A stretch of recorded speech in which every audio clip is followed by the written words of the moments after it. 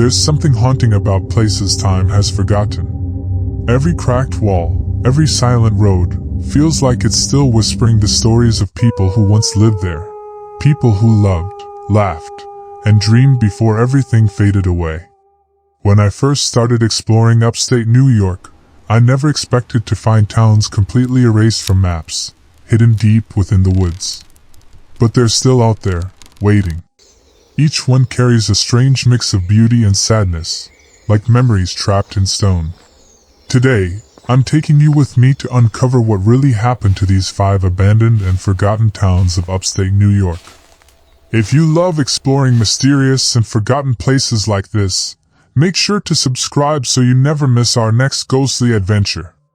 1. Doodletown, Rockland County, New York. When I first heard about Doodletown, it sounded more like a name from a children's storybook than a real place buried deep in the woods of Lyon Mountain, New York. But one foggy morning, curiosity dragged me there. The road leading into Doodletown was quiet, too quiet. Trees leaned over the narrow path as if trying to whisper something about what had happened there long ago. My phone had no signal, and for the first time, that silence started to feel alive. I walked past what looked like the remains of a stone wall.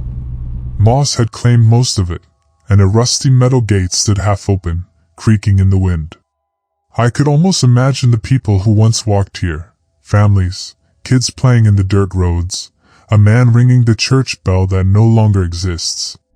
There was a strange beauty in that emptiness, the kind that makes your heart feel heavy but curious at the same time. As I moved deeper, I found old foundations covered in vines, and a faint path leading up a small hill. The air smelled of wet leaves and cold stone. Somewhere between the rustle of the trees, I thought I heard footsteps behind me. When I turned, there was no one. Just the stillness of time. It felt like Doodletown didn't want to be forgotten, like the place itself was breathing, waiting for someone to listen to its story. They say the last families left in the 1960s when the state decided to turn the area into part of Lyon Mountain Park. People resisted, holding on to their homes as long as they could. Some refused to leave until their houses were literally surrounded by forest. Imagine living your whole life in a small, quiet valley, then watching the world move on without you. I stopped near what once was the schoolhouse. Only the stone steps remained. Sitting there, I could almost hear the echoes of children's laughter carried by the wind. The air grew colder, and for a brief moment, I felt like someone was standing right beside me. I didn't see anything, but I felt it. A calm presence. Maybe the memory of someone who had lived and died here. Before leaving, I turned back to look at the empty road one last time. The mist was rolling in, swallowing the path I had walked. It was like Doodletown was closing its doors again, returning to its long, quiet sleep. Driving away, I couldn't shake the feeling that I hadn't just visited an abandoned town, I had stepped into a living memory.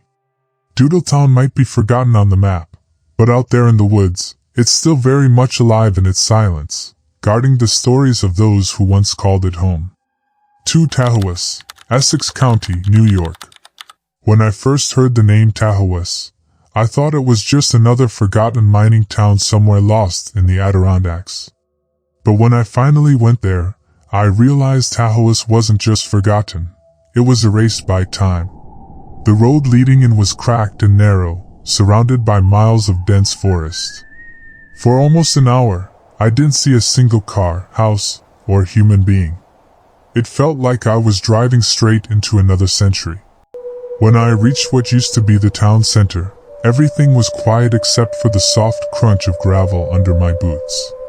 The buildings were still standing, but barely, wood eaten by rain, metal rusted to the color of dried blood. I stopped in front of an old mining shack. Its door hung half open, creaking each time the wind breathed through. Inside, the air smelled of dust and something faintly metallic. A single chair lay overturned on the floor, and for some reason, it looked like whoever sat there had left in a hurry, and never came back. I took a few steps further, and that's when it hit me, the eerie sense that I wasn't alone. You know that strange feeling when your instincts whisper that someone's watching you? That's exactly how it felt. Every time the wind blew, it carried with it the echo of voices, miners shouting, machines grinding, the clang of metal against rock. It was as if the mountain was replaying its memories, refusing to let them die. Tahawus once had a pulse. In the late 1800s, miners dug deep into the mountain searching for iron and later titanium. Hundreds of families lived here. There were homes, a school, even a small church. But when the mines shut down in the 1980s, everything stopped.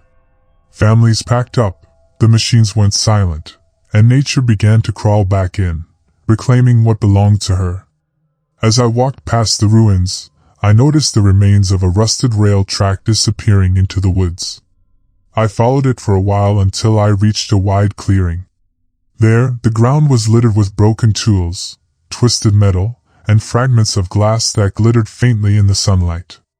For a second, I imagined the noise, the sweat, the chaos this place once held. And then the silence, so heavy it almost pressed against my chest. I sat on a fallen beam, staring at the mountain that had both fed and destroyed this town. The wind carried a low hum that almost sounded like a sigh. Maybe it was just the air moving through the hollow tunnels deep below. Or maybe it was something else, the voice of a town that refused to be completely forgotten. When I finally left Tahawus, the sun was sinking behind the trees, painting the ruins in gold. I looked back one last time, and I could swear the place looked alive again, just for a second. Then the light faded, and all that remained was the quiet shadow of what once was. 3 Jayville, St. Lawrence County, New York. The first time I went to Jayville, I almost missed the turn that led into it. The road was narrow, cracked, and half swallowed by trees. There were no signs, no houses, not even a mailbox, just endless forest. My GPS had already lost signal miles back, and I remember thinking, if something happens here, no one's ever going to find me. Still, curiosity kept pulling me forward. The deeper I went, the quieter it became. Even the sound of birds faded until all I could hear was my own footsteps crunching on the gravel. Then suddenly, the trees opened up, and there it was. What remained of Jayville. Broken stone foundations, pieces of rusted machinery, and the skeleton of an old mining building barely holding itself together. It felt like stepping into another world, a world frozen in time. I walked slowly through the ruins, trying to imagine what life must have been like here. In the mid-1800s, Jayville was alive. Miners worked day and night digging iron from the earth. Smoke rose from chimneys, children played near the creek, and the clanging of metal filled the air. But when the mines closed, everything changed. The jobs disappeared, families moved away, and one by one, the houses were left to rot. The forests moved in, swallowing everything they left behind. I found what looked like an old rail track buried under dirt and moss. I followed it until it led me to a clearing where a massive iron wheel lay half buried. I brushed the dirt off, and my fingers came away black. The air felt heavy there, like the place still remembered the sweat and pain of the people who worked that land. Then, something strange happened. I heard a faint metallic clang, just once, like a hammer hitting steel. I froze.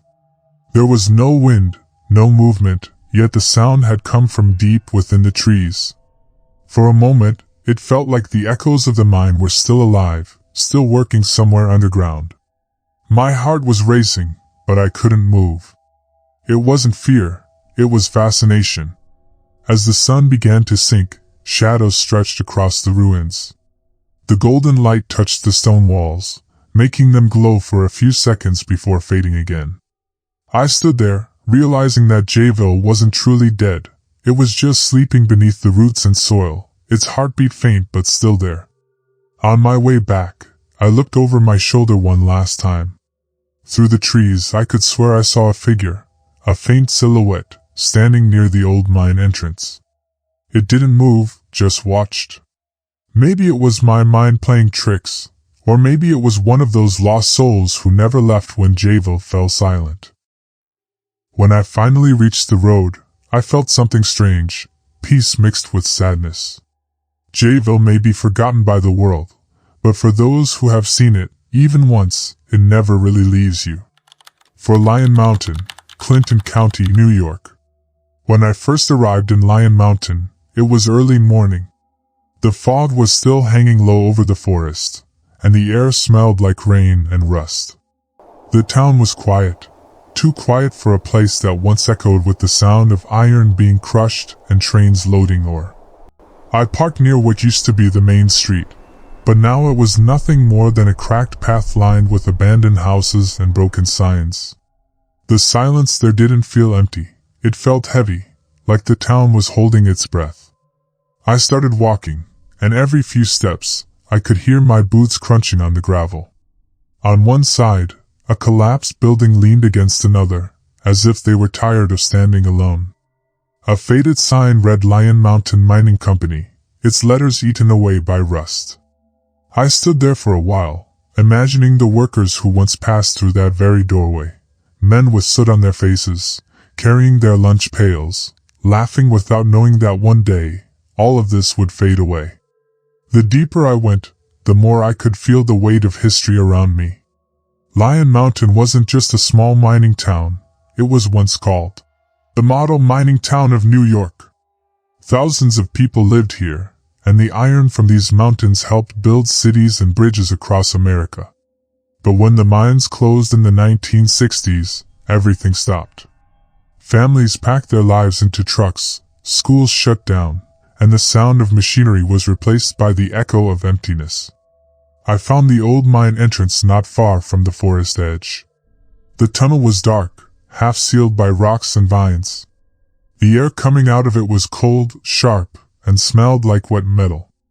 I shined my flashlight inside, and for a second, I thought I saw movement, like someone had just stepped around the corner. My heart froze.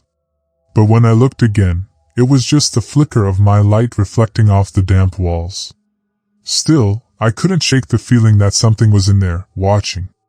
I sat on a rock near the entrance, trying to imagine what it must have been like. The noise, the danger, the lives lost deep underground. People used to say you could hear the mountain groan at night, as if it remembered every man who never came back out. Sitting there, in that silence, I believed it. The place had a strange pulse to it, a heartbeat buried somewhere beneath the dirt. As the sun began to set, the fog started to roll back in, curling through the empty streets like ghostly smoke. I took one last look at the town before leaving. The windows of the abandoned homes reflected the fading light, and for a split second, it looked like someone was standing behind one of them, staring out. Maybe it was nothing. Or maybe, like everything else here, Lyon Mountain was still alive in ways we can't understand. When I finally drove away, I realized something. The town might have died decades ago, but its story never did. You can feel it in the air, in the silence, and in that strange pull that makes you look back, even when you know you shouldn't. 5 Pottersville, Old Hamlet area, Warren County, New York. I remember the day I drove into Pottersville, deep inside Warren County. The sky was gray, heavy with clouds, and the air had that strange stillness that comes right before rain. The GPS showed I had reached, but there was nothing that looked like a town, just trees, endless trees. I kept driving until the road narrowed into a trail. That's when I saw it, the remains of what used to be the old hamlet area of Pottersville. The first thing that caught my eye was a crumbling stone wall covered in vines. It looked ancient, but you could still see the shape of what once might have been a house foundation. The wind carried a faint smell of earth and wood, and the forest felt almost too quiet, like it was listening. I stepped out of the car, and the silence hit me like a wave. No birds, no wind, no movement.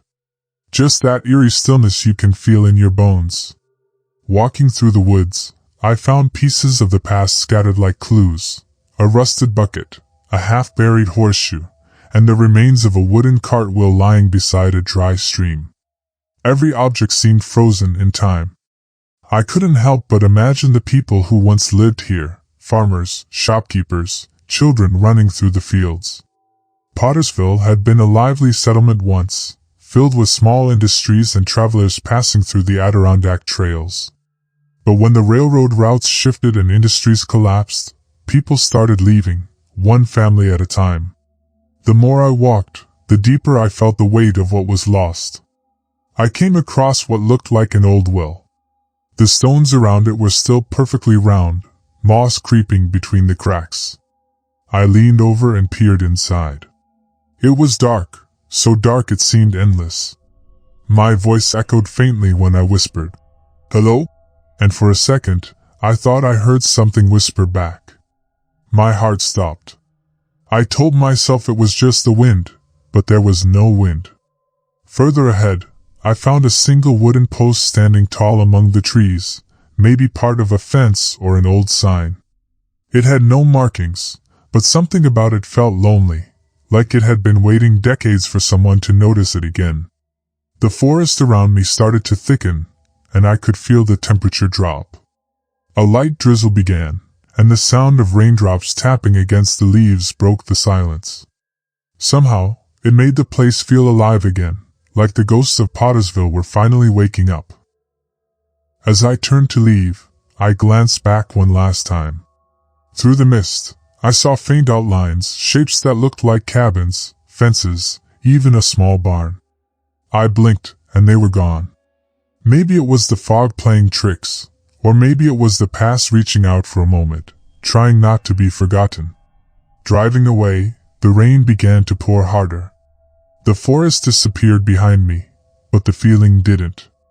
Pottersville may look empty now, but once you've stood there, once you've felt that silence, you understand it's not empty at all. It's filled with memories, waiting for someone to listen. Would you like me to now combine all 5 stories, Doodletown to Pottersville, into a single cinematic YouTube video script format, including intro, transitions, and outro, ready for your Ghost Hunt channel upload?